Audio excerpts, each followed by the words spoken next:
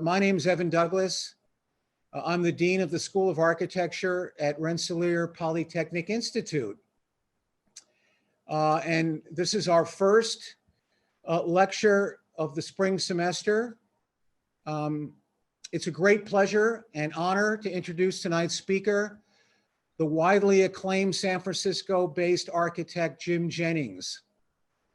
Recognized for his exquisitely designed minimalist residential, commercial, and institutional buildings, Jennings has established a career of engendering a powerful sense of clarity, compositional rigor, and a deep poetic ethos in all of his buildings since the firm's inception in 1975. Enthralled by the indescribable power of our barren landscapes, the emotive qualities of natural light, and the silence of the desert, Jennings has always sought to develop a more symbiotic relationship between his architecture and the natural world. While his buildings always exude an extraordinary iconic power attributed to his masterful control over the underlying geometry, proportions, and overall composition in each of his works, Jennings' larger pursuit in architecture is one of transcendence. Each of his projects strive through a deliberate and measured approach to create a momentary escape from the everyday in search of an architecture of serenity, a kind of perpetual silence within which the inhabitant is rescued from our prosaic world. Oliver Sacks, the great neurologist and writer of clinical tales, put it best while ruminating on the importance of obtaining a higher consciousness when he said, "We seek a holiday from our inner and outer restrictions, a more intense sense of the here and now, the beauty and value of the world we live in." In recognition of his lasting contribution to the profession, his Visiting Artist Studios project received an American Institute of Architects National Honor Award for Architecture and a Progressive Architecture Design Award in 1991. A design jury assembled by Wall Street Journal in 2008 named his Visiting Artist Studios one of the 5 most influential and inspiring houses of the past decade. In that same year, the American Academy of Arts and Letters honored Jennings' then 4 decades of practice with its Academy Award for Architecture, citing Jim Jennings' body of work has a consistent and unwavering beauty and strength that demonstrates the highest ideals of modern architecture. More recently, he was awarded the 2019 Mabeck Award, the AIA California's highest individual honor, for Jim Jennings' outstanding lifelong achievement in architectural design. Jennings is no ordinary architect. He spent a lifetime perfecting his craft as a means to impart beauty and repose into the world. It's my honor to welcome Jim Jennings to RPI this evening. Thank you so much. I don't know when screen sharing happens, but I just want to say that that's an incredible introduction, and I'm honored to be there. Here, wherever we are, we're all here remotely, I guess, all scattered around. But I'm very honored to participate in your program and in your school. I'm not completely familiar with RPI, except now I know there's a Stephen Ehrlich connection. So that ups the institution in my eyes, for sure. But I'm honored to be there. What I want to do, if I can share my screen, what I want to do is, before I start, is to try to put what I'm going to show you into a little bit of personal perspective. I grew up in Southern California. And when I was a toddler, we lived in LA. That was the early 40s. And I remember window shades being pulled down before lights were turned on at night because there were Japanese submarines lurking off the coast, supposedly. In fact, one I think did show up. In many respects, LA at that time was at the end of its early movie life and on the cusp of radical, rampant regional expansion. So some of my early memories are of the pendulum at the Griffith Observatory, which this is an image of, swinging back and forth to mark the turning of the earth. Riding, I'm going to back this. I need to back this up.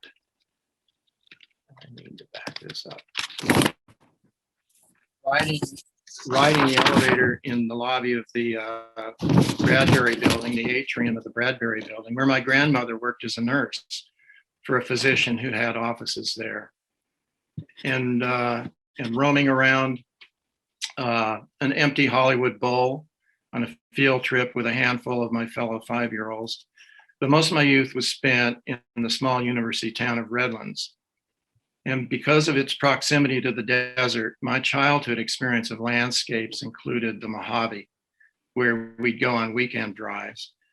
But there was a sign at the Redlands city limit making the claim, world's largest naval orange center. And because our house was nestled into the edge of an orange grove, I was given a daily dose of the colors dark green, bright orange, and the sweet smell of orange blossoms, and most importantly, I think, the geometry of agriculture. So what's it mean? For me, it means that architecture was in my blood without me even knowing it. The forms of the Hollywood Bowl terraced on the hillside, the dramatic light of the Bradbury atrium, the geometric order of irrigation rows and orange trees, I believe, were subsumed into my subconscious in ways that might explain why I'm drawn toward an architecture of simplicity, order, transparency, and inscrutability.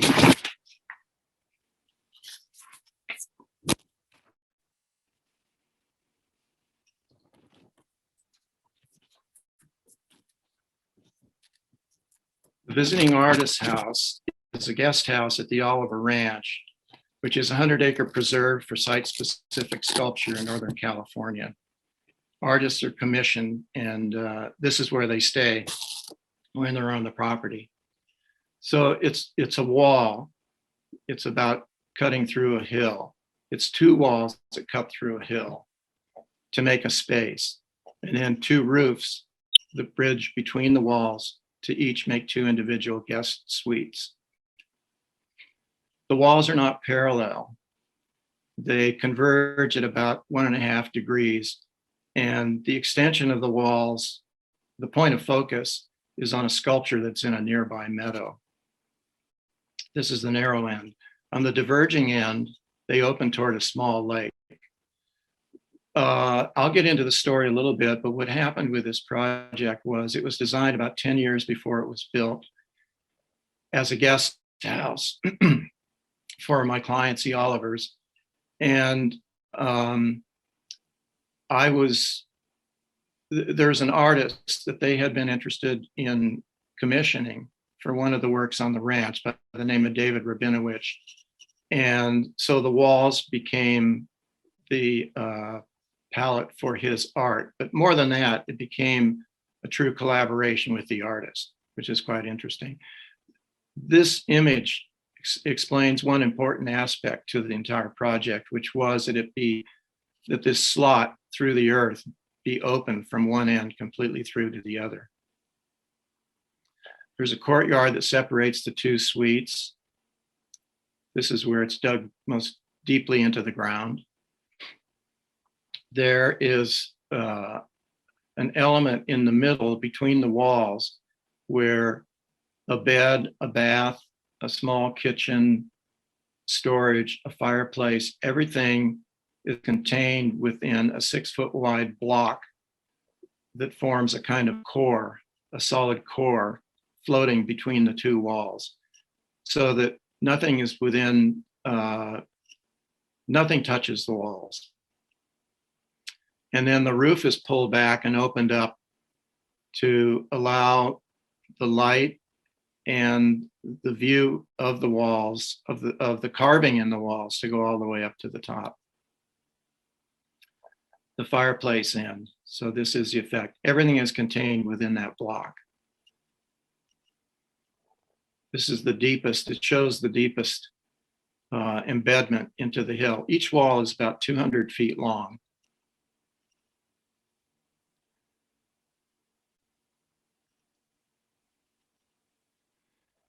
The walls were poured in a single pour, each one. So needless to say, there was a constant parade of concrete trucks coming up the hill to the site, pumping and pouring. And then when it got near the top of the wall, of course, everything was being troweled and finished off the top of the form. Needless to say, quite an operation. The walls are 14 inches thick.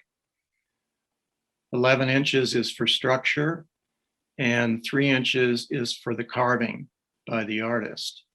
Well, the artist didn't carve, but carving according to the artist's designs.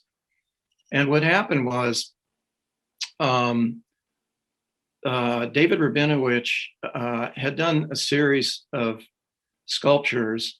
Most of them were in Europe, but they were called the Tyndale sculptures. And they were carved into 3-coat plaster. They were all in architectural settings. They were in existing buildings, usually old buildings. And they had some relation across architectural space, the connections to each other. So he's a very eccentric character.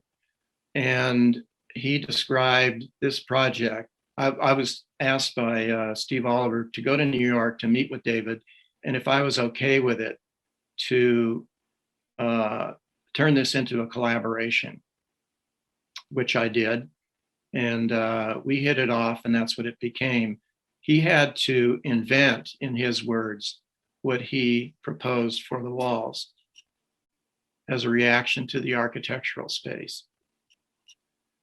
So you can see the drawing board. There are maps of the carving. You can see the carving beginning.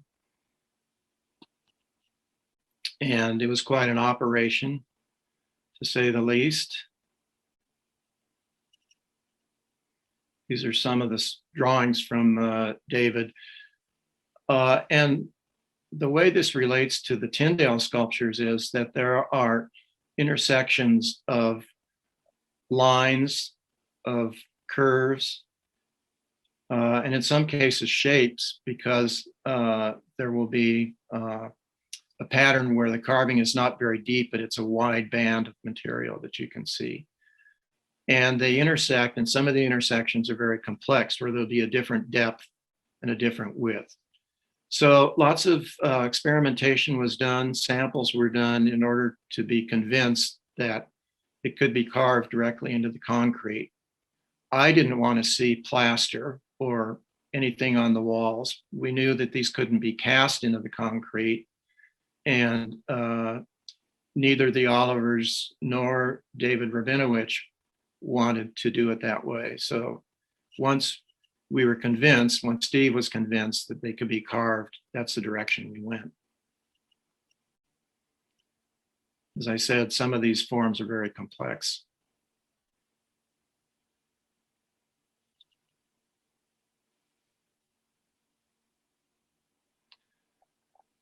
In keeping with the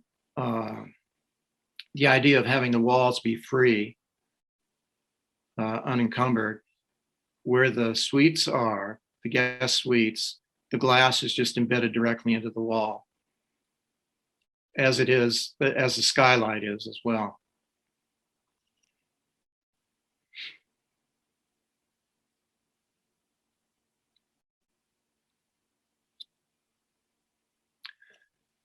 The walls are not parallel, as I mentioned, but also the ground steps down from up.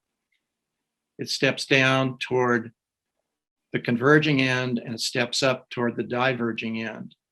So in a way, the whole composition architecturally is a perceptual telescope in a sense, where your sense, looking out the narrow end, for instance, your sense of that sculpture in the meadow is that there's a foreshortening or elongation of perspective, which changes your relationship to that thing. It's subtle, but it's very interesting how it works.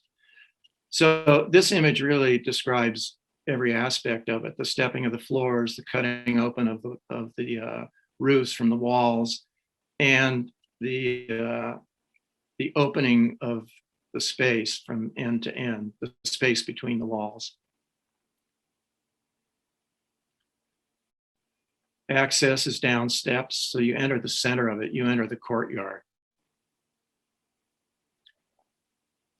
No trees had to be removed, branches cut, or anything. This building just cut right through the hill and is quite at home with its neighbors, these oak trees.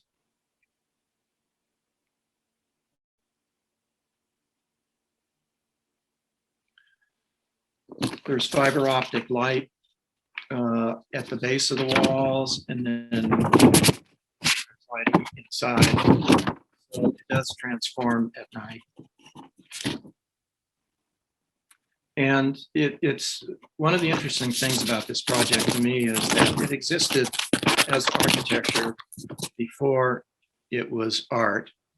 And so it exists still as architecture.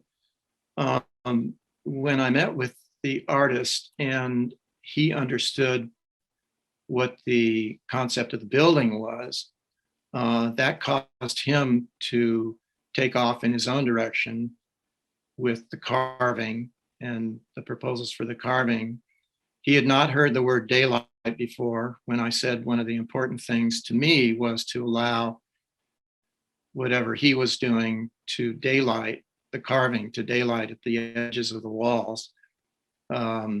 He was thrilled with that. That essentially set up the carving to be extension or extending beyond the building. So in some ways, it's an intersection of architecture and art. It exists both as architecture and as art. The desert house is also about a wall making a space, but it's a surrounding wall on an open site where a single roof plane bridges from wall to wall to make the building below.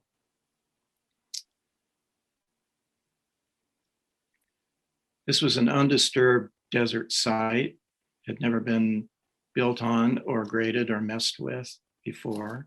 The project is very small. There is a carport, which is required by local code. The enclosed part of the building is set up between the steel beams that support the roof, and there are glass walls that pull back out of the way so that between the exterior wall and the building, there's no boundary, there's no division. So everything is one fluid space. The roof is a series of 7.5-inch deep steel cell deck cells that span the 16 feet between the beams and cantilever 8 feet in either direction. So it's essentially making architecture by putting one thing on top of the other. The beams are on the walls and the roof is on the beams. It's very, very straightforward. The doors are, the frames are set so that there's an aluminum channel that holds up the door track. So when the doors are pulled out of the way, there's no frame that projects below the beam. So everything floats above the wall.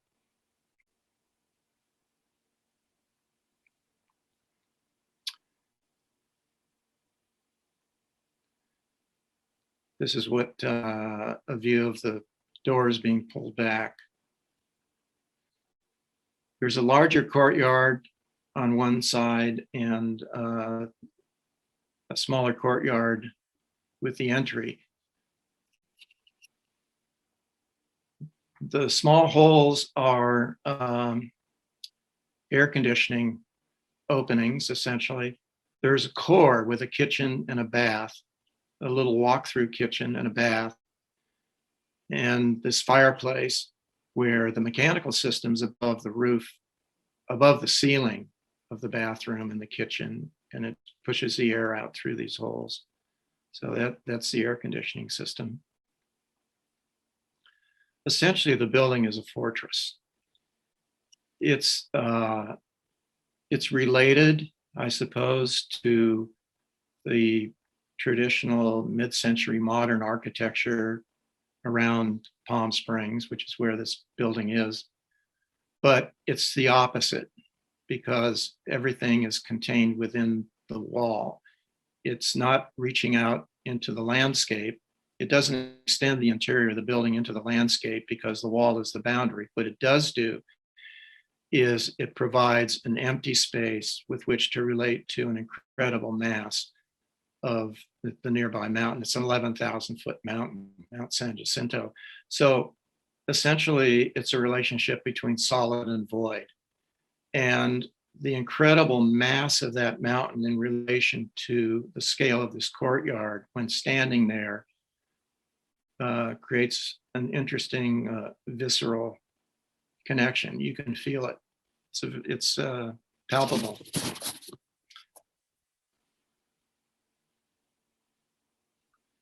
And of course, there has to be a pool. So this building really is about the essential, the elements of architecture, I would say. The roof, the wall, and the ground.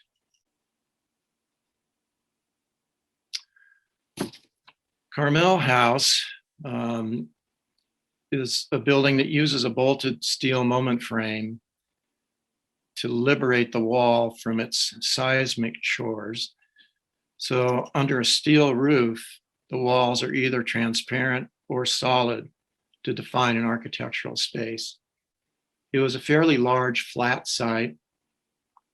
And this was an early sketch just starting to look at where those techniques would be used in order to start to define the space, interior spaces, exterior spaces. This was an arrival court, entry court. And the one thing that the moment frame did was it allowed the walls to, by being liberated from the roof and not having to provide a seismic function, allowed rooms to get light and to be able to see the sky, be very self-contained and be private.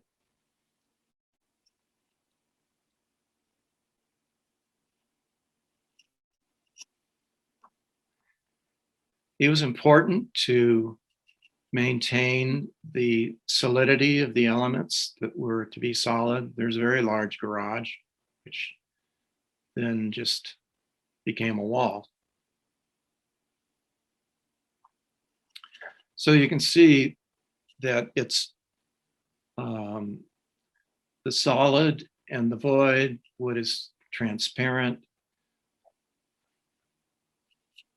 There's looking through a lot of transparency of space and definition of space within the house, where there's a kind of interlocking between the site and the building. This looks like a very complicated view. Essentially, to the left, you're looking through to part of the landscape, looking at a wall with two square pieces of art on them. And then just to the right of that, looking through a window that looks across the valley, and then reflections of the garage. And this is the entry, at the entry. So the building stretches out and defines itself in a way in this rather blank slate. It's tabula rasa. It's essentially a flat site.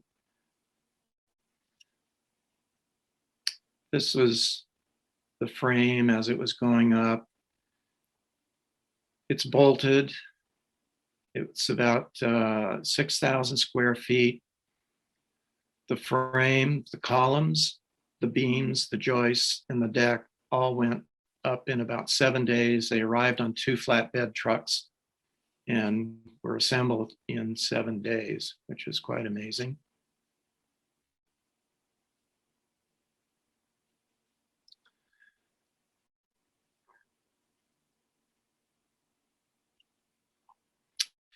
This was in the foreground. There was a part of the driveway. Originally on the site, the driveway just came directly up into the middle of it, which was very, it was not gracious. I didn't like it.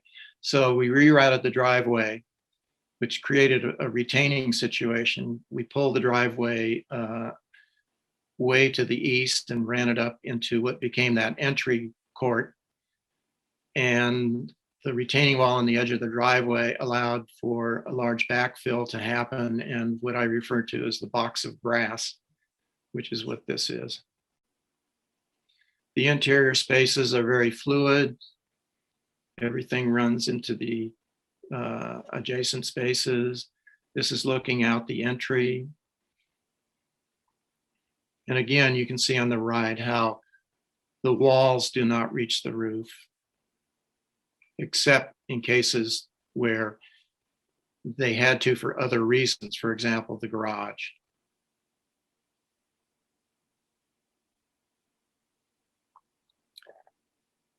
This is looking back through the entry. There was a long gallery space running about 80 feet, the length of the building, and wider than a hallway. It's not a hallway. It's 7 feet wide. So it's just, it's a space.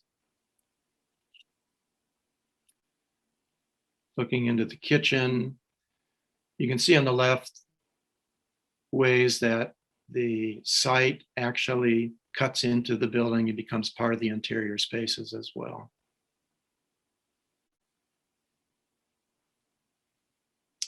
There was only one section where the site was cut into the hill, and there was this ledge of Carmel stone, which we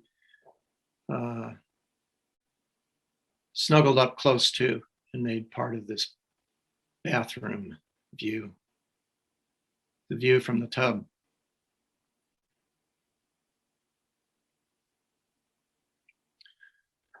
So essentially, it's, to me, this building is, it projects mystery from the outside, but it's very open within. Soma House is an urban refuge in a nitty-gritty part of San Francisco. It's a hybrid work, residence, guest house, combination sort of building where there are 2-bedroom suites. In the main house, there's a little, it runs from an alley to the street. So there's a little building behind where there's a garage and a guest suite there. But it's hard on the outside, it's tough, but on the inside, it's filled with a soft, diffused light. There are bedrooms upstairs that share, borrow light from the skylights. And then there's a large, essentially 16-foot square, translucent wall that brings light into a space that can be transformed for meetings and other meeting purposes. One of the bedrooms upstairs You can see how the light comes through those translucent slots from the skylight. It's part of the large space. Then there's additional light that is brought into this room. One of the features of the building was a part of the exterior. It's 3/8 inch thick steel plates, and there are holes that are drilled in the steel plates. There's translucent glass in a wall behind the perforated panels. It's 16 inches away, so that each one of these holes acts as a camera obscura. So on the left of this image, you can see some patterning happening on the glass, and that's because of the light that's coming through those holes, those openings. You can see here some panels that slide to close off what was going to be used as a conference area.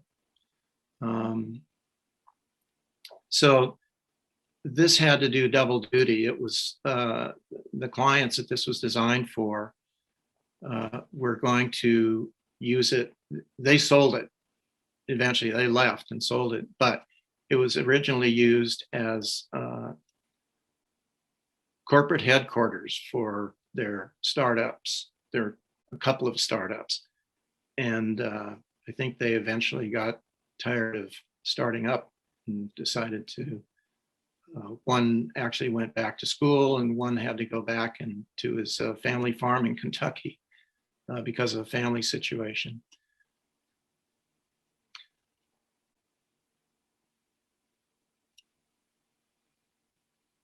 But there was, what happens is that everything, all the energy of the street is projected onto these glass panels. Whatever moves out in the street, when someone walks by, when a car goes by, or at night, lights, the colors, anything that happens outside, any movement that happens outside is projected onto the glass. So they're 100 times over. So it becomes an incredibly kinetic display. And then there's a little pocket space inside, courtyard essentially between the two buildings, a refuge. One of the things that did happen during the course of this building's life was when the original clients decided to part ways and leave, the building was sold. It was horribly damaged with graffiti and other problems, urban problems. A new owner purchased it, and his instruction to the original contractor was, I want you to restore this, because it was used as a party house and whatever else for a few years. I want you to make it exactly the way it was when you left the job, when it was new.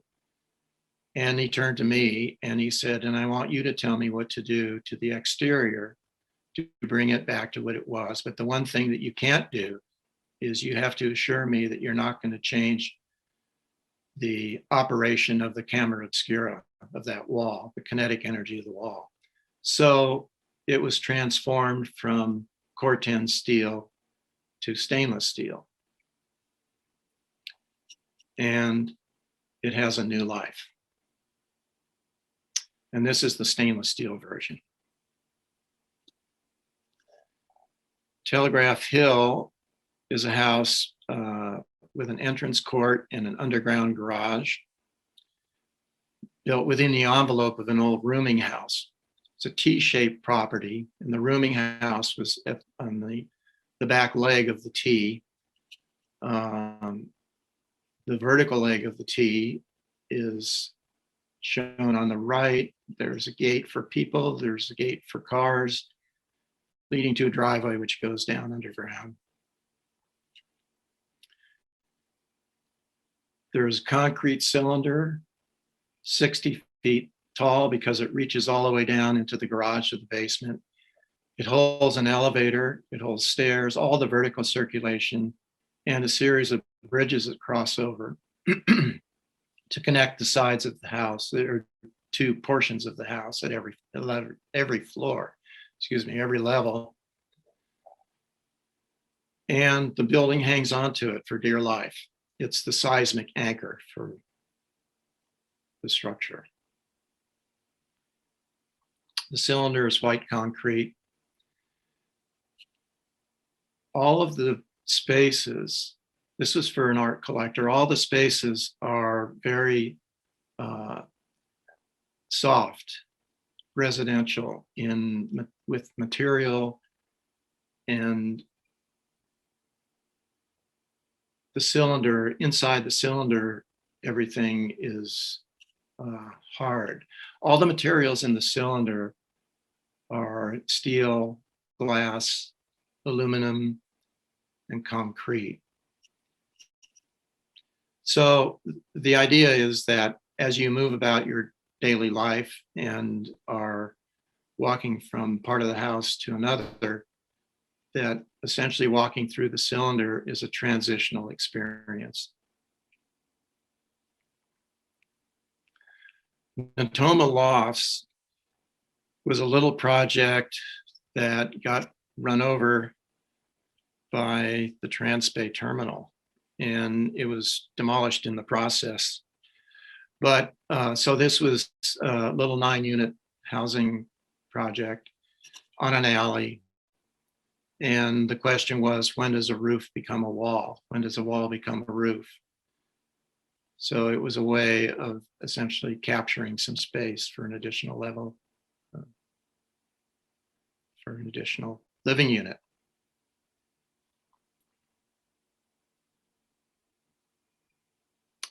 Just some images of this, simple materials, standing seam metal, aluminum windows. And there were some special details, but unfortunately this building was in the wrong place at the wrong time. And there it went, it's gone. The Napa House follows a narrow 8% sloping ridge. The roof remains level, but the floor steps down following the land.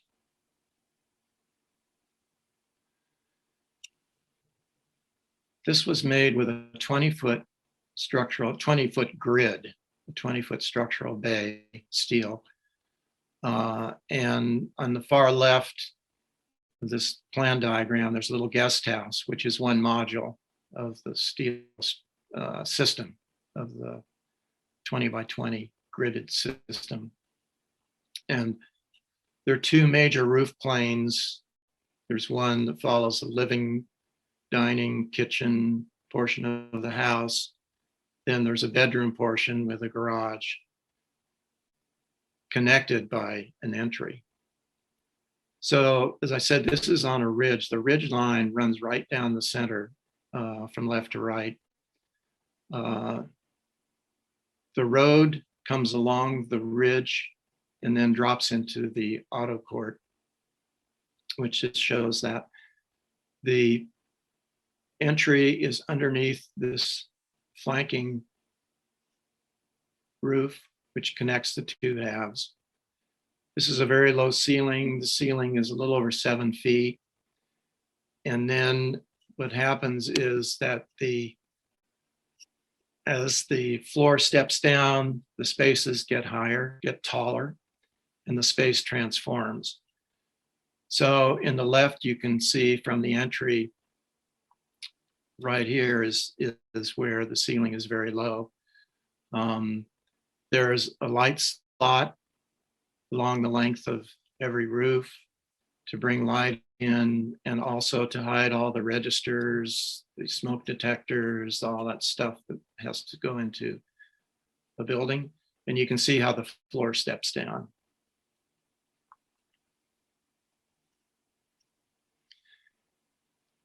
And at the tallest base, there's a 14-foot tall library study at the end of this space. So as somebody is in the building, moving around, you are continually experiencing different volumes, but in ways, it's the inverse of how architectural space is normally defined, where the manipulation happens overhead. In this case, the static element is overhead and the space is altered just by moving along the ground, following the land. And this is a view back from the little guest.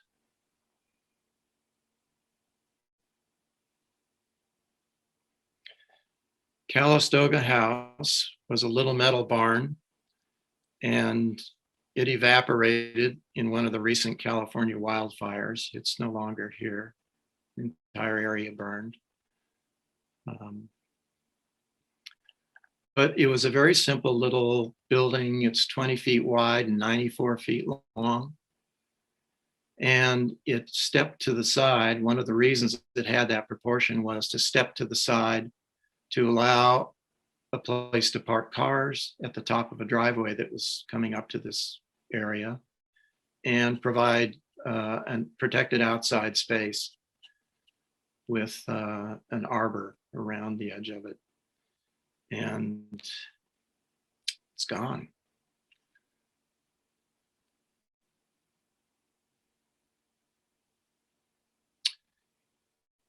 The roof was made with steel open web joists and steel decking, and marine hardware was used, standing rigging hardware for the collar ties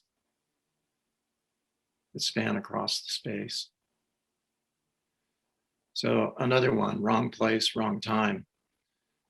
It's gone, unfortunately. The Oakland Hills house is 2 buildings joined at the hip. There are 2 separated volumes to create an outside space, a protected outside space. Each one is rendered in a different material. There's corrugated aluminum and then a cement board panel for the other building. My client, this was a house was lost in, or this house wasn't lost. My client's original house was lost in the Oakland Hills fire of the early 90s.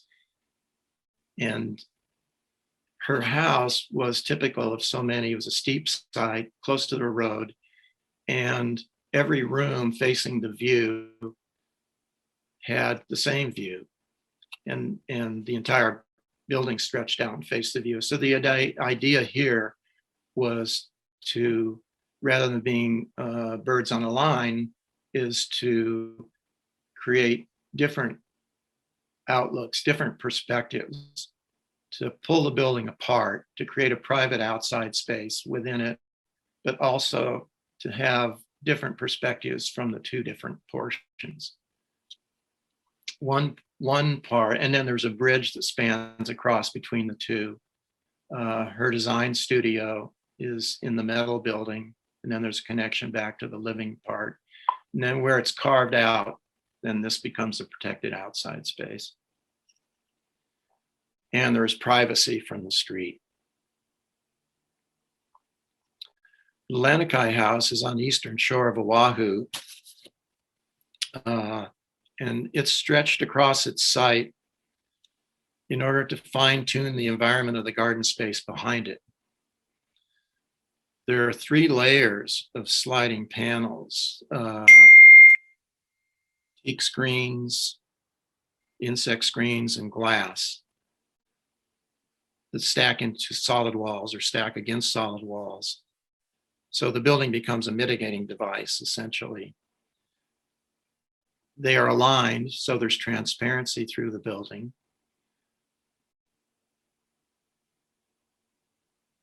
But they can also be closed, like this. Look at what the teak screens do when they're closed. This is a view from the kitchen and from the garden space behind the building. And you can see that the glass is closed, so maybe it was a windy day when this photo was taken.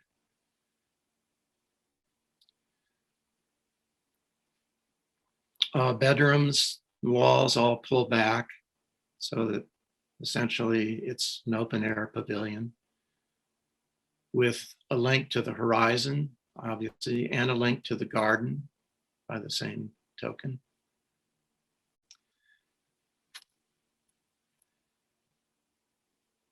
And there's a lagoon and two little islands called the Mokaluas. And so the outlook of this building is the horizon and the Mokaluas.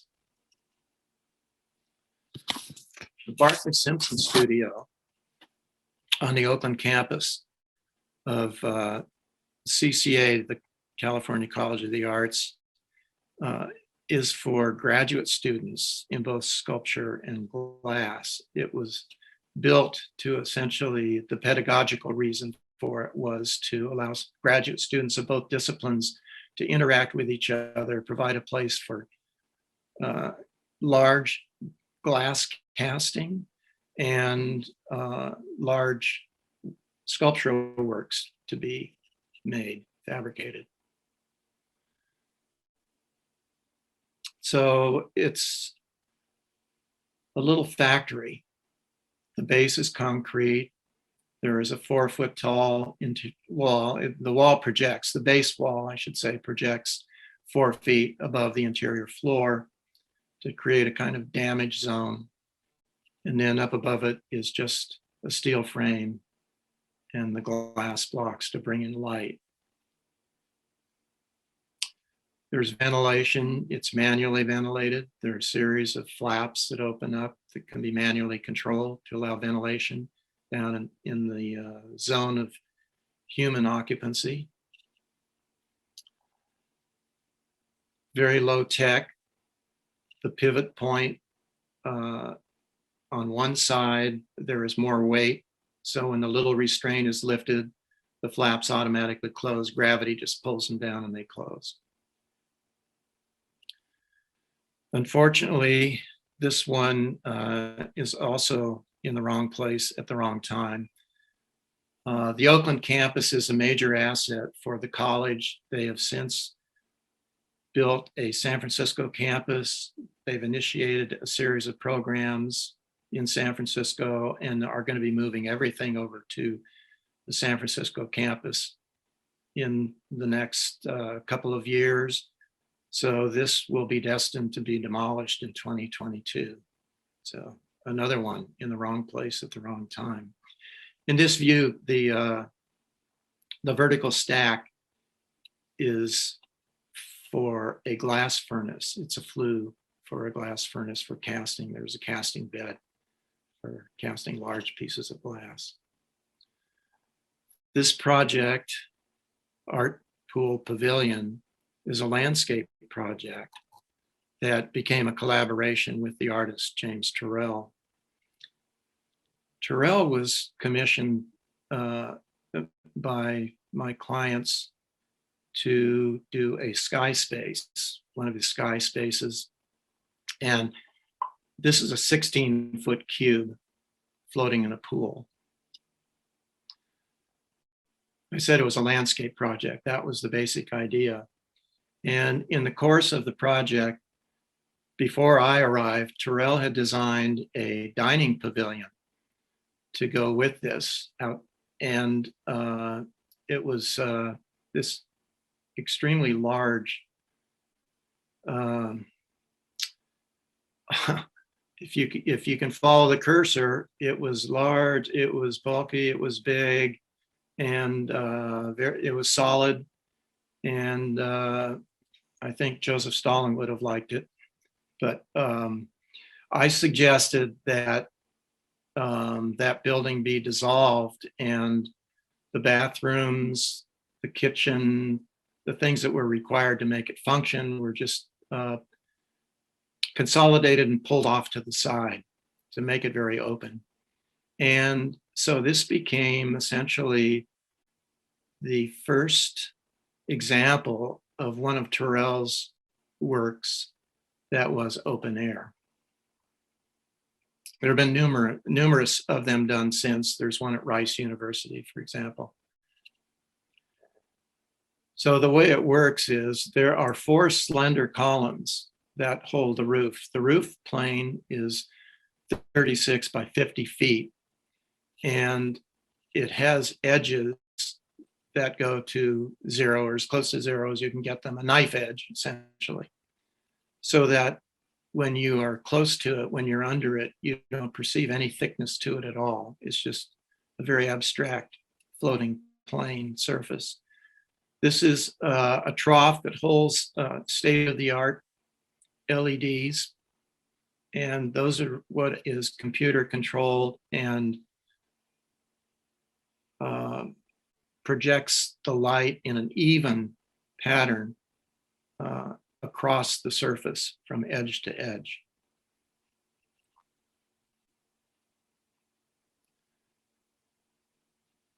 So this is the little aluminum box that has 2 bathrooms, change rooms, and then 2 kitchens behind the roll-up doors. When those are open, there are 2 commercial kitchen elements so that dinner can be served. This shows the cube. And then the building, the little building, as the lights are starting to go on for one of the performances. Essentially what, and the cube, this is the sky space, is a 16-foot cube that sits on the surface of the water. There's an 8-foot opening, 8 by 8 opening in the bottom, and an 8 by 8 opening in the top. And the opening in the top is finished to a knife edge, which is a classic Terrell way of dealing with it, by having no thickness, and then a surrounding bench with LED lights that control the color of that ceiling surface, so that in the opening there is a transformation of the color of the sky. The 8 by 8 opening in the bottom is to be able to enter it. So you go under the water and come up inside of it.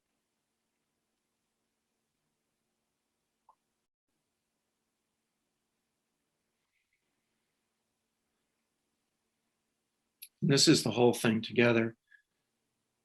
So you can notice on the plane surface, there's a square, there's an opening, and with the LED lights on that surface, there is a similar phenomena that happens in relation to the perceived color of the sky as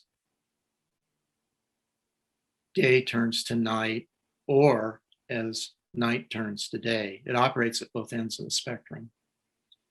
And then in the right in the distance, that's the opening to a cave which was drilled in the mountain for an art gallery.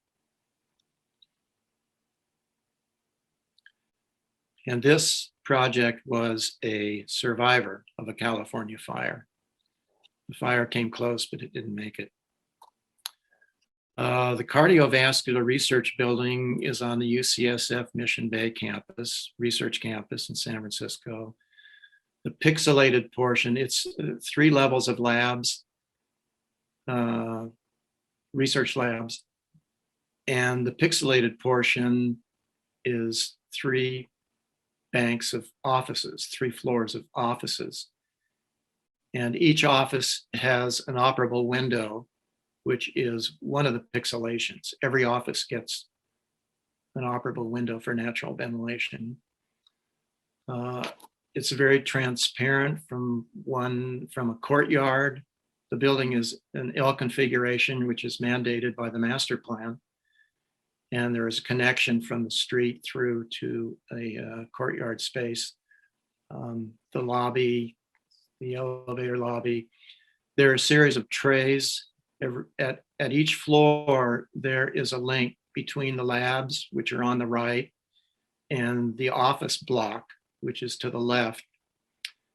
And on each of these trays, there are lounges, there are whiteboards, there are tables and chairs, they become informal conference and meeting and essentially interaction zones, which was one of the big purposes of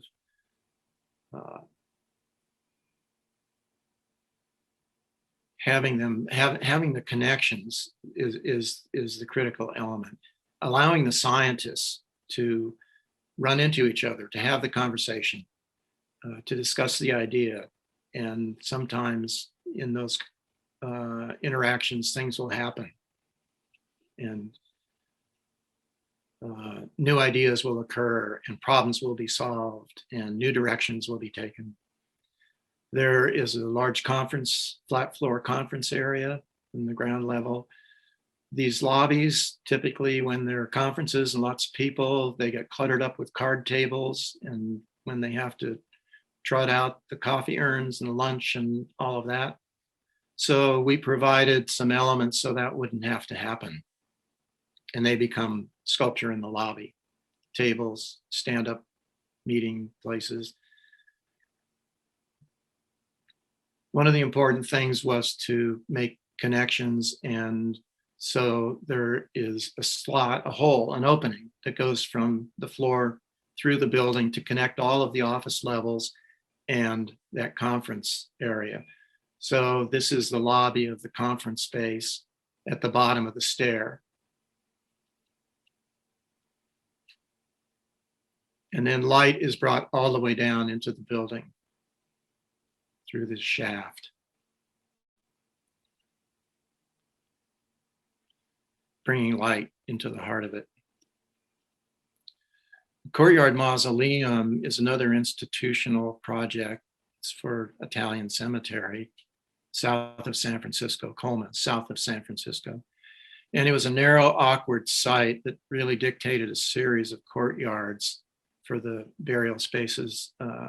Typically, these buildings have the typology of corridors, hallways, courtyards, wide ones, big ones, but they're corridors. And in this case, they're courtyards. So the burial spaces are grouped around courtyards. These are the first 3 of what will be 9 eventually. Of course, this was right after construction. There are no name tags and flowers and other things that would go into these niches where there are burial spaces. The center bay is the only one that's not a skylit courtyard. And it's all glass. There's one hallway in the back that will eventually have a continuous skylight that will be 300 feet long. That wall at the end is a temporary barrier until the next phase gets built. Then that slot will continue all the way.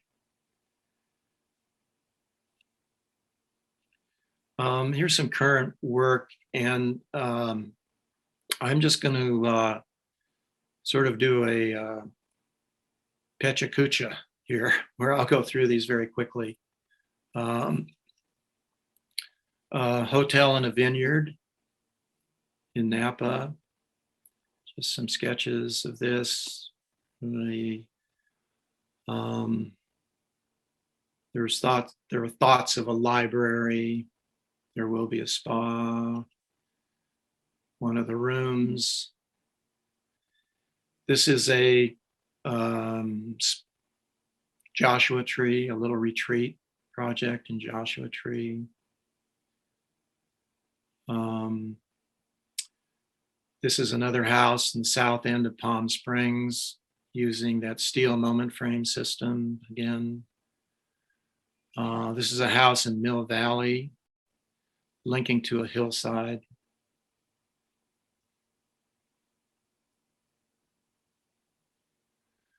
This is a tasting room for a winery in a cave below. So this is accessed via an elevator from the winery. And then emerging at the top of the hill is this spectacular outlook of the Napa Valley. A house in rural section of Marin. And this is just a sketch. I'm trying to talk them into that being my orange grove. We'll see. Essentially, the idea is how do you open up a roof to bring in light? How do you break a roof apart to bring in light?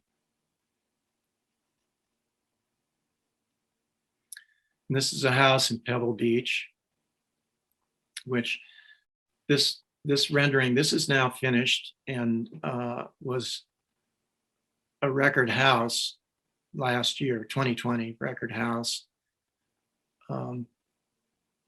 This was a rendering of the entry approach from a parking area. This element is a kitchen. This element is a garage with walls extending up to enclose a courtyard off of a second floor. So these are construction photos. Well, here's another rendering. It's very close to the road. It's a linear site. The building is stretched out, but this immediately upon entry, you confront the garage. These are construction photos. This board formed concrete is on a 3-inch pattern. The building itself vertically is organized with 2-foot panels of material, but everything breaks down to that 3-inch subdivision. It's a steel structure.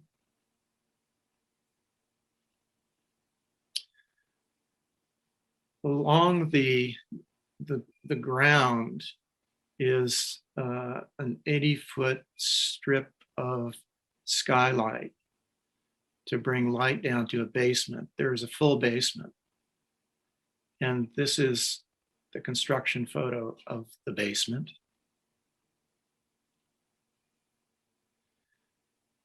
And this is what it looks like now after completion. This is one of the bays. So the materials are hard, but the light is soft. This is a view along that enfilade of bays where the skylight is letting light come in directly to I mean, it's underground. It feels very, very open and bright and light. Hard materials, but softness of light using translucence.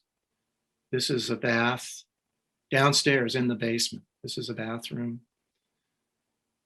Around the panel on the right is a shower. Around the panel on the left is a toilet compartment, sinks up ahead.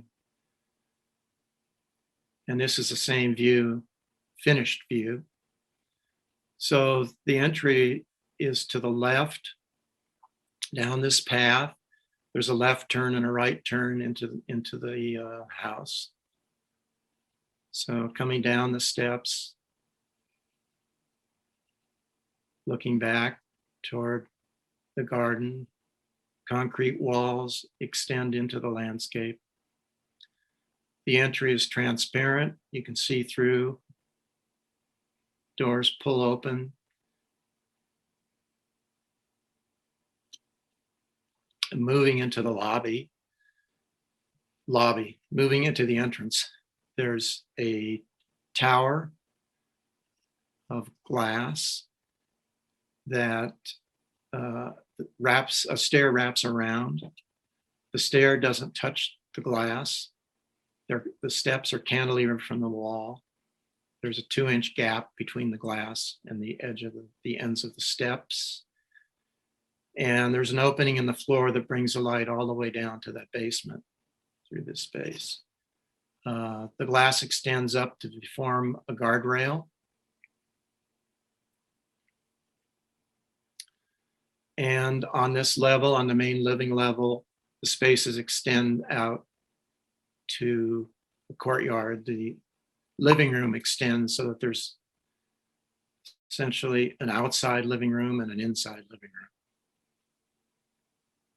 There's a stair to the roof where there's a view across the bay. And the wooden element, the wooden box, is a powder room, disguised, self-contained, as is the garage, disguised and self-contained. So it's, now you see it, now you don't.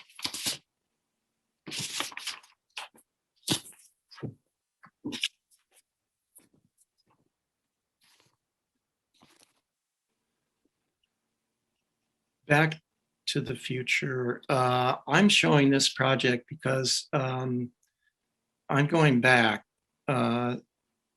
because I want to just talk about the role of ideas, and just sometimes we need to find the opportunity to think randomly, not randomly, to think outside the box, so to speak. And 30 years ago, I made this proposal for a show at San Francisco Museum of Modern Art. The show was called In the Spirit of Modernism. And the proposal is a 100-story building on a residential lot. So you might ask yourself, what the hell was I thinking? Well, in 1990, the world was in the grip of postmodernism. And in San Francisco, there was universal hostility toward any tall building. So what happened was I offered to buy lunch for two principal engineers who had come from London to open a San Francisco office for OVERUP. And in exchange, they agreed to talk to me about 4 ideas that I brought with me to the very first conversation. Electromagnetic elevators were one, where multiple elevators could go up and down inside the same shaft. As long as every 6 floors, there was a way for one of them to step aside and let another one pass by. An active structure rather than a passive structure. And that idea came from Darcy Thompson and a lecture that he had given to a group of engineers, where he showed the skeleton, a lantern slide probably, a skeleton of a bird, and said, you think this is a structure. This is not a structure. It's only half of a structure. Without the muscles, tendons, and nervous system, in other words, a brain, it couldn't be a structure, a complete structure. So that thought stuck with me, and I decided to talk to the Arup engineers about it. And I find out that there was a lot of work, there still is a lot of work and development of synthetic muscles, pneumatically activated muscles. And the thought was that there would be plungers that could be electrically charged that would essentially go in and out to create tension on a web around the exterior of the building that would react to wind loads. Seismic would be taken care of with water tanks, water storage up high in the building, and there are wind turbines for electrical production. The structure was essentially a series of open cell bundle tubes where the cells would all interlock with each other. There was an arboretum, a biomass arboretum. These are just some sketches done during the process of the whole thing. One idea was these tiny transports, little city cars with their own elevator, no less. The thought was that they would be allowed in downtown San Francisco, where vehicle traffic would not be allowed anymore because of congestion and lots of other reasons. So the tall building, for me, was a chance to look at what was going on in other places around the world. In my conversations with the engineers, mostly, but it was also a chance to challenge the local prejudice against tall buildings with a mischievous proposal, you know, being a bit of a delinquent.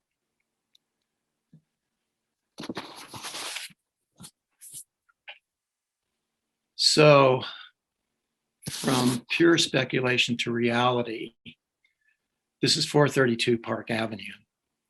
And in thinking about structure for the tall building project, and the reason that I wanted to end with that one is that it's interesting to note similarities in the structures, like the three-dimensional solid-like skeleton concept and dynamic mass dampening. But there are differences too, like how to handle wind loads, static in the case of 432 Park and active with the tall building idea. But, and no multiple elevators in the same shaft either. But who knows what the future might bring, huh? Which is where all of you come into the picture. From my perspective, the future is bright because the future is yours. It belongs to you, and it's up to you to foster an architecture of humanity, intelligence, and beauty, which I know that you will. And thank you for listening to me. Hey, Jim, that was extraordinary. I find myself saying this often, but if this was pre-pandemic, and we were in a building called MPAC, the Experimental Medium Performing Arts Center on campus, designed by Nicholas Grimshaw, you'd probably get a standing ovation. And I say that because also, not only because the work's extraordinary, as we all know, and I'm speaking on behalf of the students and the faculty, in this kind of remote virtual world, one isn't able to identify in real time the sentiment of the audience. And I assure you, they have been moved on a profound level, and it's been incredibly inspiring. So I would start off by sharing that with you. Well, thank you, Douglas. I appreciate that very much. I'm overwhelmed with the thought, but I appreciate it. I appreciate it. So there's a lot to talk about, and you know, as I ask the first set of questions, I urge the students and the faculty and the alum to ask questions in the chat box, and I'll certainly look over there and take a look and pass that on. In no particular order, because you really have an amazing portfolio. The Visiting Artists Retreat, which was a bit of an anomaly, and only so far as you're a master of geometry and the way in which measure and calibration influences the organizational logic of the building, both on an experiential level and on a technological level. That project was a slight deviation because you described it as a perceptual telescope. You actually rotated or challenged what may have been the authority of the two parallel walls to be parallel, but now rotated, if I remember correctly, 1.5 degrees on the oblique in order to set up that perceptual axis with the sculpture in the distance. Right. And it seems to me that every once in a while in the projects, your appreciation of perception becomes a priority conceptually and in the work. Not often. I'm not saying that in all the projects there isn't an enormous amount of joy in the kind of haptic experience of inhabitation, but some of the projects do call greater attention to it. In the Soma House, the camera obscura, you found through the simple strategy of penetrating those holes and separating what looked like Corten steel in the first iteration. It was. Yeah, from a glass plane, that you could activate living shadows onto the glass surface. And then finally the art pool pavilion with James Turrell, which was more explicitly foregrounded when it comes to certain perceptual affects. And that's what James does for a living. That's his life. Right. So I suppose it's a funny question. It's offered more as a provocation, and I'll go back to the visiting artist retreat. The oblique, that was such a radical move for you in the grid to break the grid and to introduce the diagonal. Maybe you can speak a little bit more about the role or the absence of the diagonal within the geometry of your projects. That's a provocative question. It's a very provocative question because, well, let me put it this way, Evan. I mean, I'm sorry, Douglas, in some, I don't know. Let me tell you a small story. Years ago, I saw Bruce Goff give a talk. Right. Near the end of his life. And when he got done, somebody asked him a question and they said, why in that house in Oklahoma City or wherever it was, why did you put why did you put a waterfall in their living room when they wanted a fireplace? And he said, well, there's the reason. And then there's the real reason. And that's all he said. Yeah. So I don't want to be that cute, but it was in a way, it was sort of like that because the sculpture in the meadow, it's in a valley that's I should know exactly how far away it is. I don't, but it's like a giant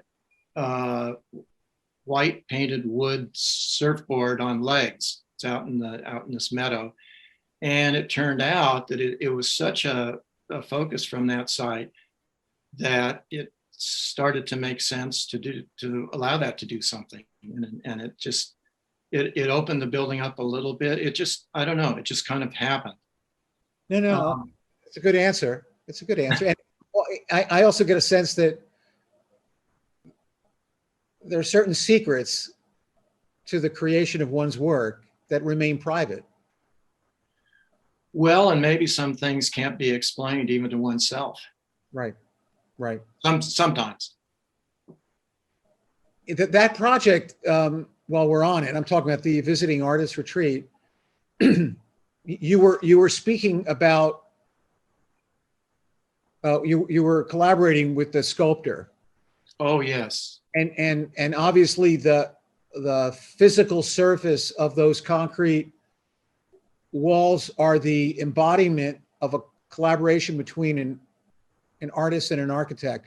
But the monumentality and extension of those concrete walls are also living somewhere between landscape art in architecture as well. I mean, there's a kind of beautiful slippage, overtly and explicitly intended, of course, between the small enclosed cabin of sorts that's caught within that kind of arc, right, of the two wall system. And so depending on where you're situated within that building, you either reside within that kind of cabin retreat, or you recognize that you're part of a larger expanse, which is the landscape, and of course the sky above. So that I just found the blurring of the boundary for architecture to be more obviously pronounced in that project, and it suggests a kind of new space of inquiry for you. Well, yeah, you know, what was interesting about the whole process, when I knew for my clients that they were interested in commissioning Rabinowitz to do something for them, and they had loaned me a book of his about the Tyndale sculptures, the ones, the carvings. And when Steve proposed it to him, he said, this could be an opportunity, but only if you're okay with it. So I want you to go meet this guy.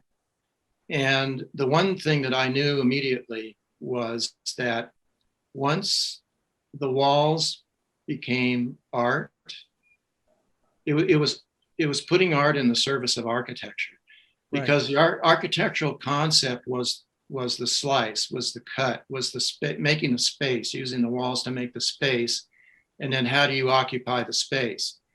Once the walls became art, the architecture would be preserved. There would be no furniture pushed up against the walls. There'd be no pictures of a cat hanging on the walls. You know, the walls would become sacred, which would protect the architectural concept. And when I met to New York, as I said, he's an eccentric character, and he really is. But he completely understood the spatial concept and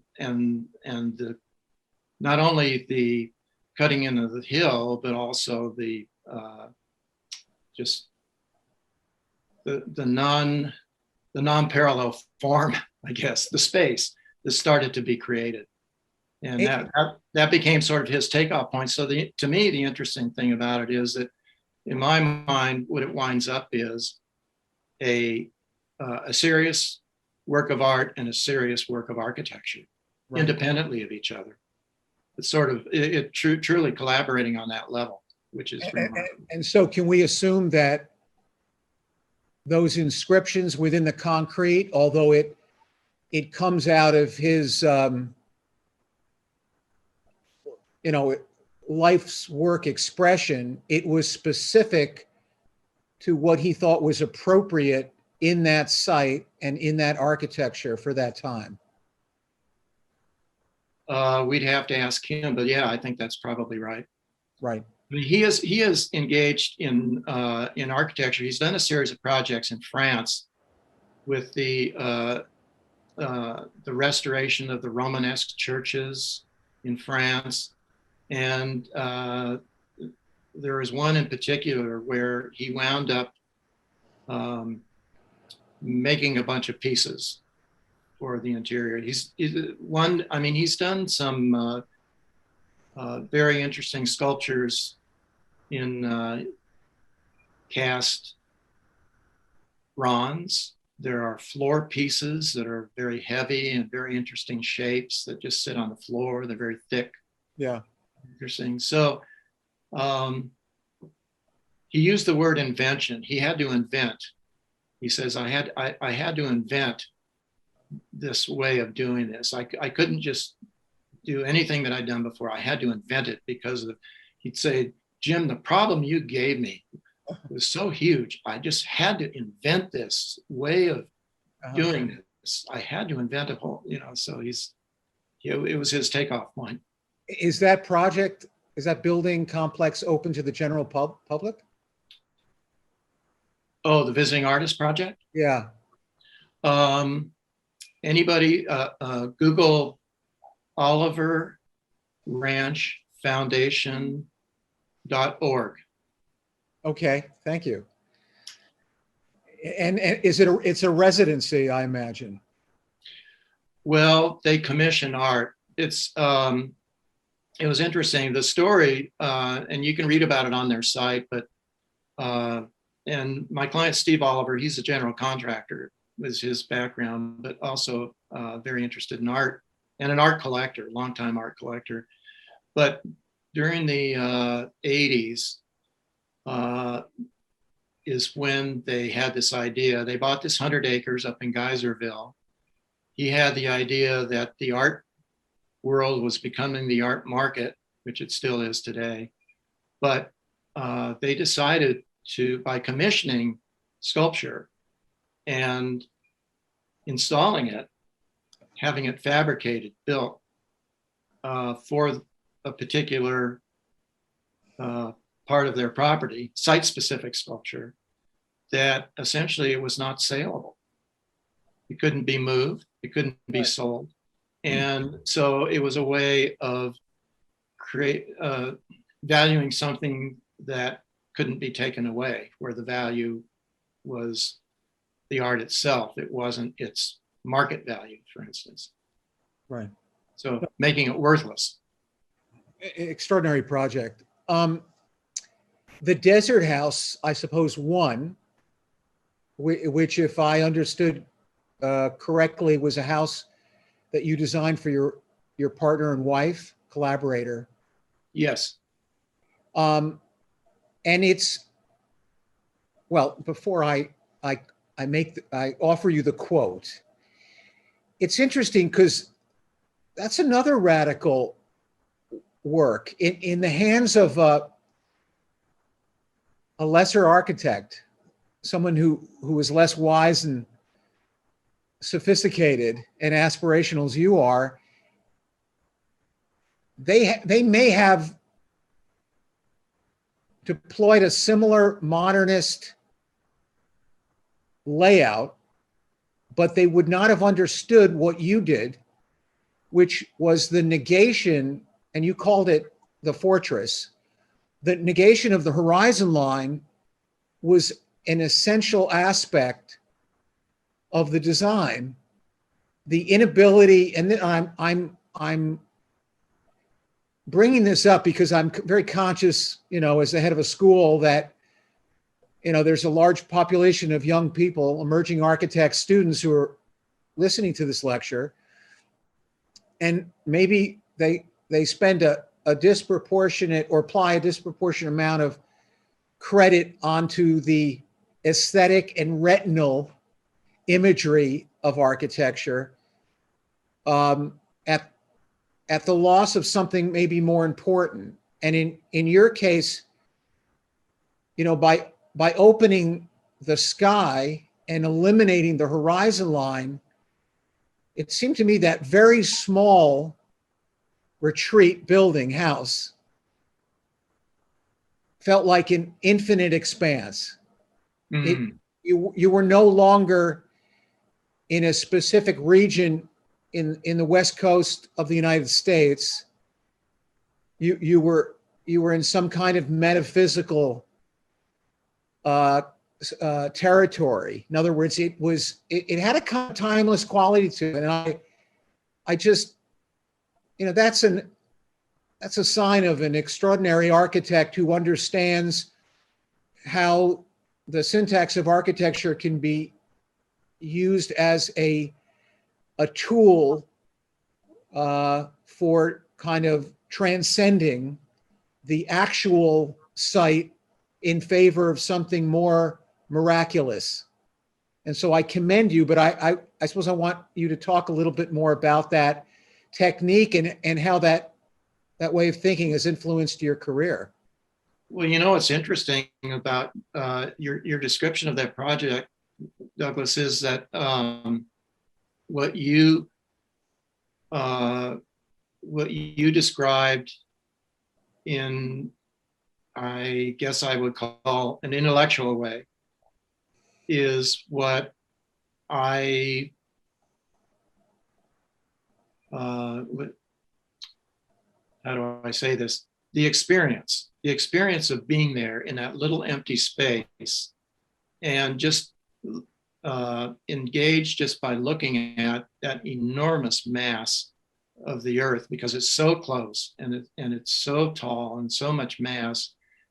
The experience, there's everything that you described as an idea or set of ideas actually, to me, is encapsulated by being there as an experience. Right. So I don't know how intentional one can be about creating those experiences. I mean, you can certainly have that idea in mind, or in that case, I would have that idea in mind, that the building is a walled enclosure. So you're right. The reason that it's absolutely the opposite of the postmodern aesthetic is it's not designed to extend into the landscape. It's designed to prevent the landscape from extending into it. Right. But its relationship to the landscape is the relationship, not landscape as we think about trees and grass or hills and meadows or anything else, but mass and void. Right. The mountain is so huge that sure, you can probably see that there are maybe trees on part of it, you know, pine forest or whatever, but it's this incredible mass of rock. And the wall is a reminder, a white wall is a reminder that you are enclosed. So it creates that visceral reaction between a human being and something much bigger or something. I don't know. It's a visceral experience. Yeah, I mean, we have different ways of describing it, but it's a very, very poignant and powerfully abstract move. And I think maybe another way of putting this is that a landscape painter, and I love landscape painting, will often adhere to a certain convention of illustration so that you understand the delineation of the tree and the mountain and the ground plane. Everything is legible. And I think by removing the bottom or the kind of origin of that mountain in relation to the horizon line, you reclaim the mountain as a much more kind of radical idea of earth, of material, of existence. I mean, it's you know, this is, I just think it's an extraordinary work, and it was a project that you designed for yourself. So you didn't have a client saying, you know, I'd like to be able to have a view along that axis. Right. You could be both. Yes, you're right. Yeah. You're quoted as in with respect to the Desert House, as saying certain design decisions represented, in quotes, a step forward into a new realm of minimalism. And I just thought that was a beautiful quote, and I was curious if you could tell us more about that. Maybe it relates to a boundary of what minimalism is. In other words,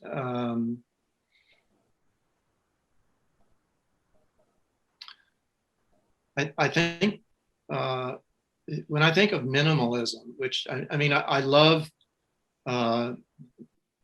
this sounds kind of crazy maybe. I love the early work of John Pawson. Yeah. You know, the little apartment where it was Venetian blinds and just what he did with drywall and a wood stair. That was Right. so profound. But I think it was also the fact that they were Venetian blinds and there was grain on the wood that, to me, sort of transformed it out of being sterile version of minimalism. So there is, I guess, minimal, to me, the value of minimalism is when things are abstract and when the abstraction becomes powerful. You know, so it's not just a matter of stripping away everything. Right. It's a matter of setting up powerful relationships using an economy of means. Maybe that's a way of saying it. Well, that's it. So there's an interesting, that's an interesting comment. You obviously have an enormous amount of insight and experience with how your buildings are put together. And from what I understand, it's a relatively small firm. You've been stated as saying that you oversee every project. You're inside from the inception of the idea to its realization. Yes. And during this presentation, you commented frequently on what the materials were, what the building assembly system was, and the kind of clarity and efficiency of construction. So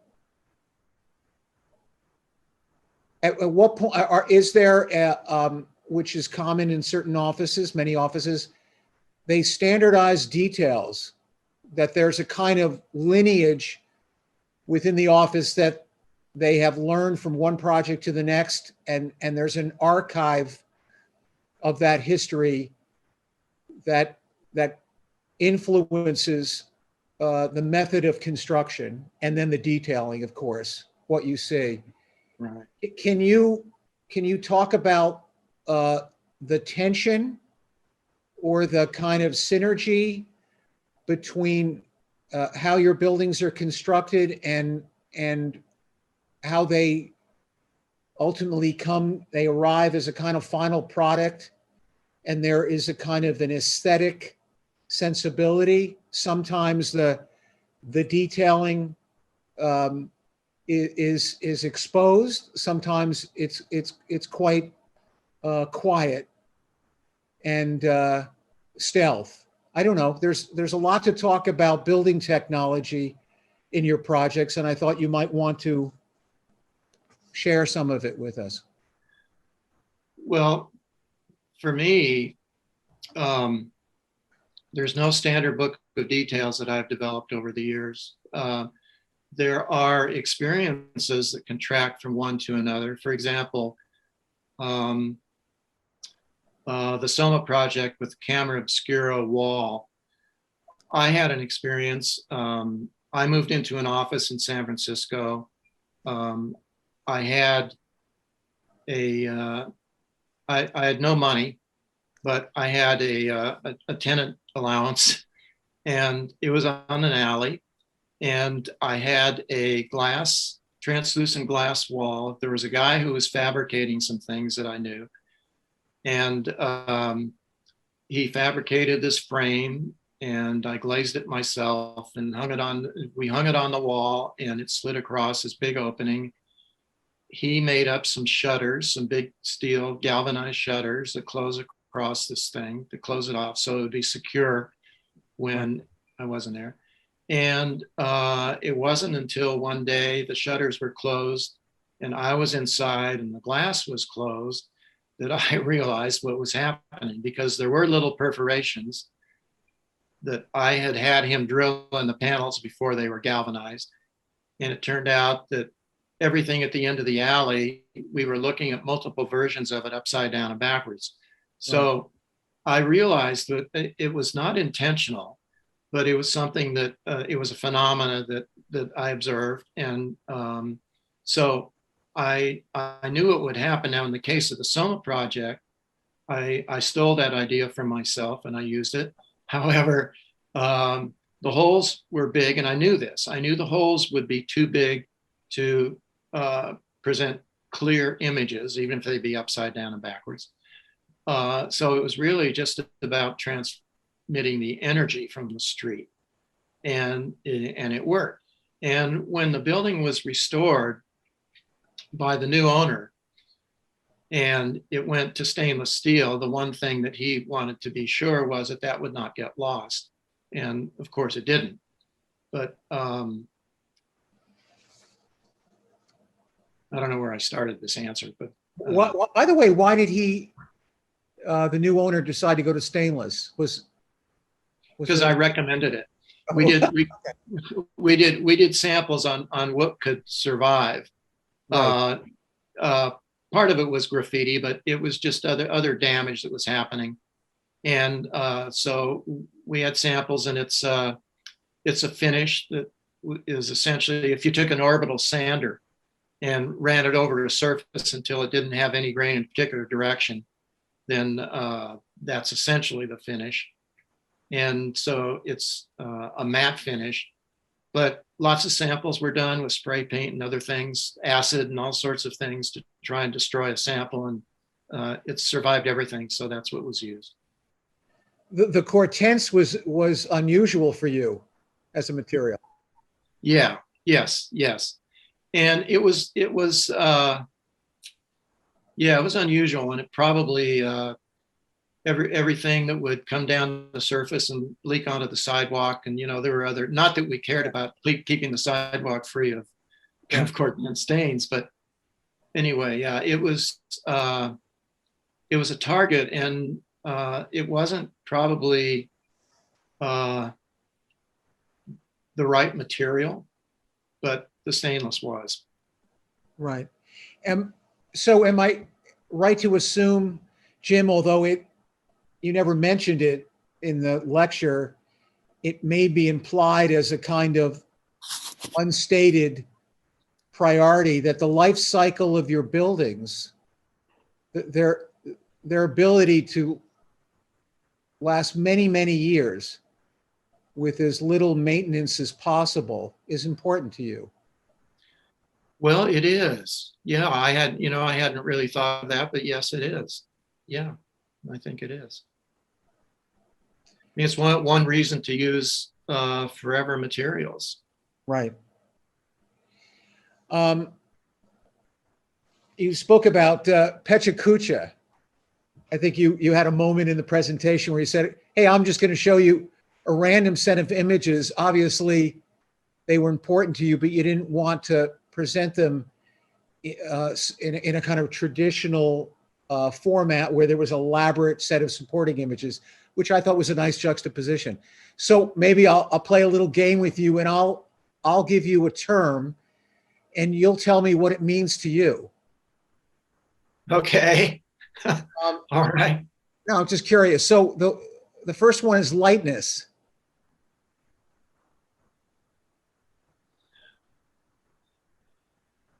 Material lightness. Lightness as a phenomenon, or as an architectural. Yeah. So I do think I can think of a couple of examples of lightness in the Pebble Beach project. If you remember any of those images, there was one where a living room extends all the way out to make a very large terrace, essentially becomes one big room interrupted by a fireplace. So in that case, the lightness is these incredibly thin steel frames on the glass. But there's lightness in translucence. So there's hard light and there's soft light. And when I think of lightness, I think of translucence being lighter than sunlight that would create shadows, hard shadows, for instance. I don't know. In terms of just phenomena or materials. I mean, one of the things that does intrigue me is about the relationship between the heavy and the light. Right. And I think I do I think about that, I explore that, but I can't really point you to anything that I've done where I could say this is what the project is all about, is just about heaviness and lightness. Yeah, there are moments and I don't remember the exact project. I think it was part of that Pechacucha phase, but you had a project where the garage was made out of a metal panelized system, and it folded. So at one moment, it was somewhat monumental in terms of how austere it was as a total geometric figure. And then in another moment, it was able to delaminate or deconstruct in a way and reveal the program, which Right. was a garage. Right. So it's similar to the I suppose the project with Terrell. I mean, you have a beautiful contrast set up between that roof that you've designed, which is like a floating veneer on those thin columns, in contrast to what is, relatively speaking, a monumental cube on the water. Right. Right. Right. So I don't Yeah, know. I would. Yeah, and the story of that at our first meeting, in a way, there was I said it was a landscape project. It was, and I was brought into it by the landscape architect because there was no architect, and Terrell by default had designed their dining pavilion. And at the first meeting, I had seen a sketch of it, and it was pretty horrendous. But at the first meeting, I made the suggestion of just getting it out of the way and doing something different. And he was very responsive. Terrell was very responsive to the idea, Yeah. which surprised me. But what's interesting to note is that was the first one of those types of works that he has done since. I mean, I mentioned the one in Houston at Rice, Yeah. but there are others, maybe not that many, certainly not that many as there are of his sky space sculptures, but that's kind of how that happened. Did you, just out of curiosity, you've had a number of collaborations with artists. How did you and Terrell connect? Because I would assume there's a lot of similar interests. He was already, yeah, there are. He was already, he had been commissioned already by the Right. client. So, and I was brought into the project, and that's kind of how that connection was made. There was no independent connection between myself and Terrell. We did get a really great tour of the crater, however. That was fun in the process. Oh my God.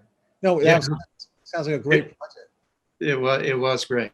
It was great. I have a question from one of the students, Catherine Gaspard, and she writes, beautifully elegant work.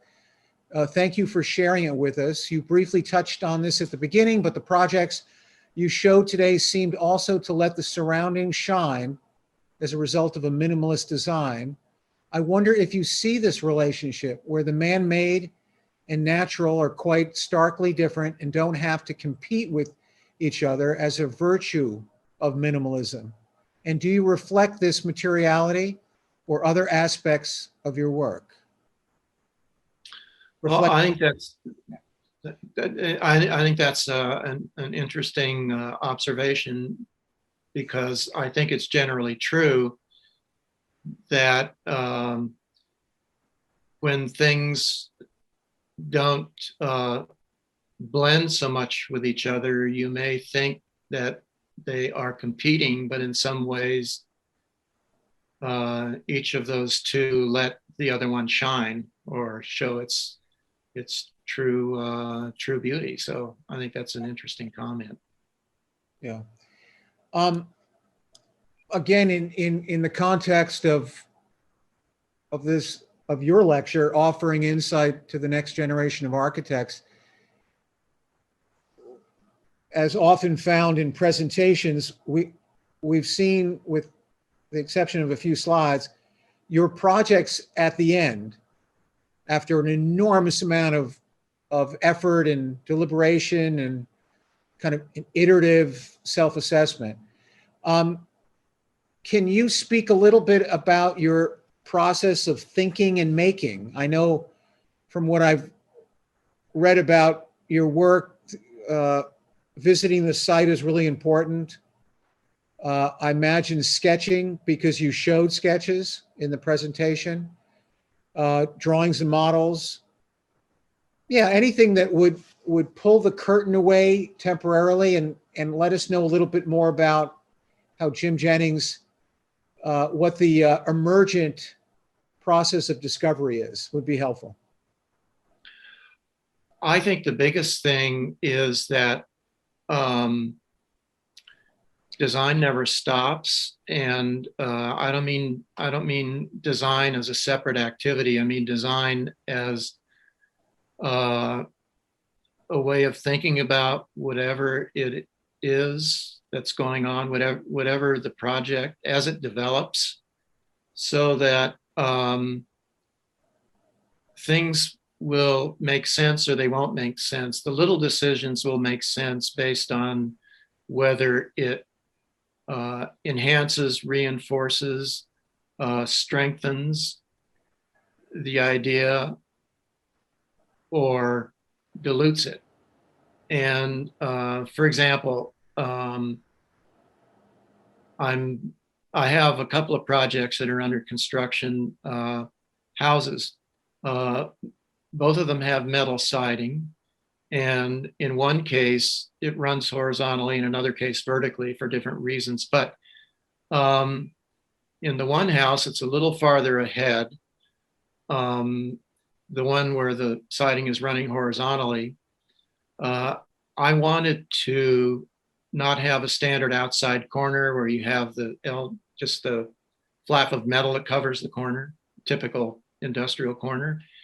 And so just a sketch and working with the sheet metal contractor, we have essentially an inverted corner where the siding comes up to a vertical edge, stops, and then that edge turns the corner and the other side comes up to it. So it's something that I've done.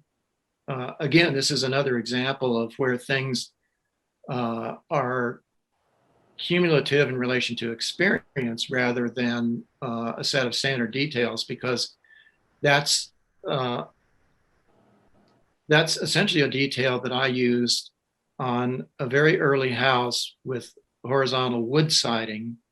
And it was an extruded aluminum X, essentially, that created that inside corner. So the siding ran up and stopped at a vertical edge, and you had a little inside corner.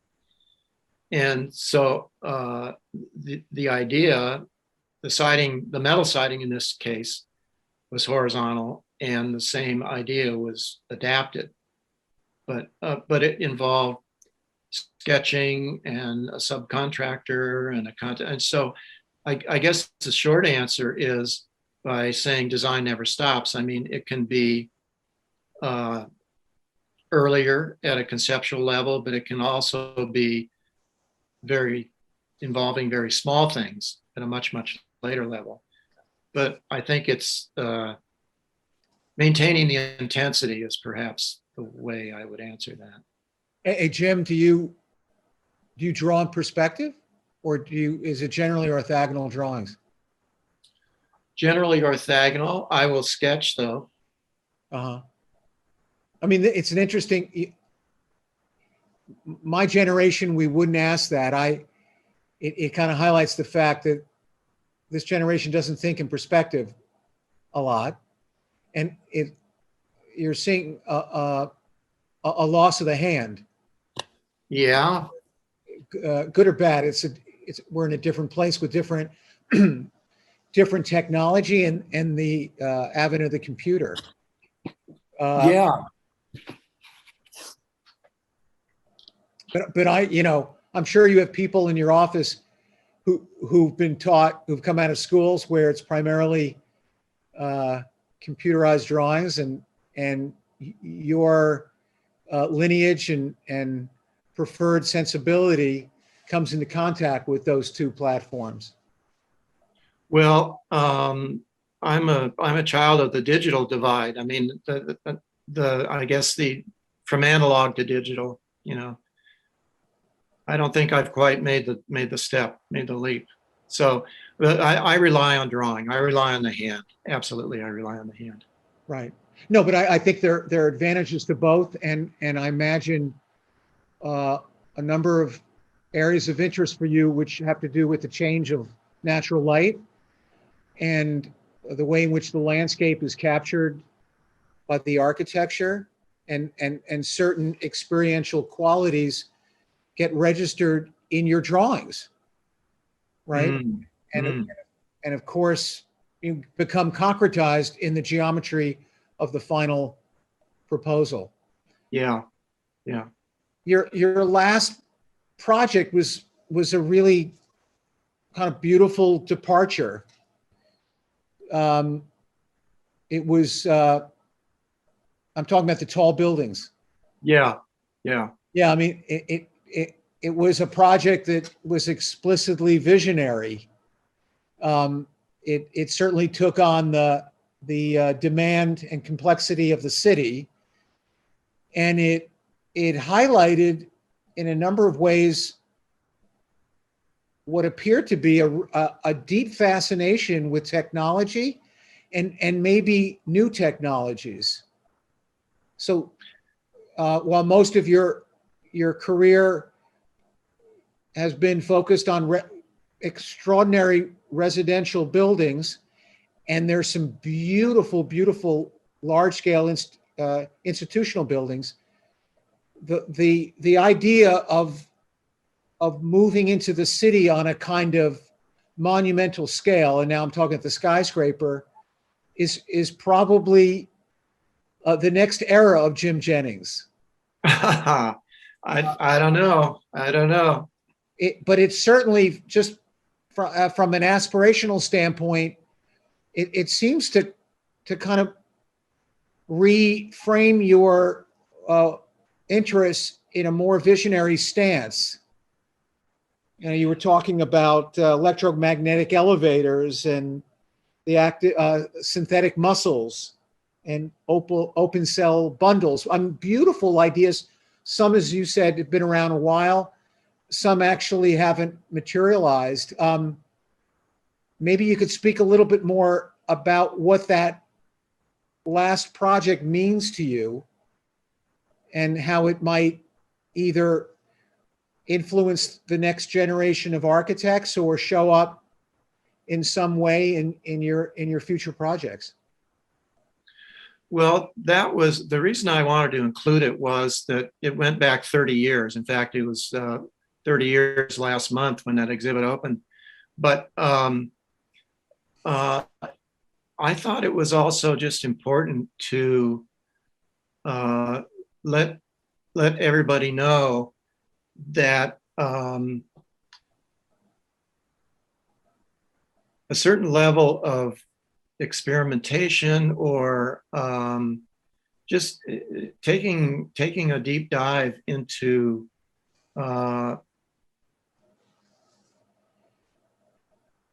it's technology, but also whatever else is going on in the world. I mean, a lot of this relates these days, it relates to biology. Right. So it's not just, or even in that case of the tall building, the connection with the ideas of Darcy Thompson. And I had read about that lecture that he gave to a group of civil engineers in probably the late 1800s or early 1900s, and showing a skeleton, and that was all the rage. The slice of the nautilus shell. There's a whole rage about understanding structure by understanding the internal structure of skeletons and skeletal structures. Right. And for him to stand there and say, you think this is a structure and it's not. I mean, it just, to me, that flipped it on its head for me. And that idea stuck with me. I don't know when I read that. I wasn't in high school, I don't think, but I read it a long time ago. And so when I was asked to be part of this exhibit, it was a group show. There were 4 of us, and we were each supposed to propose something related to San Francisco.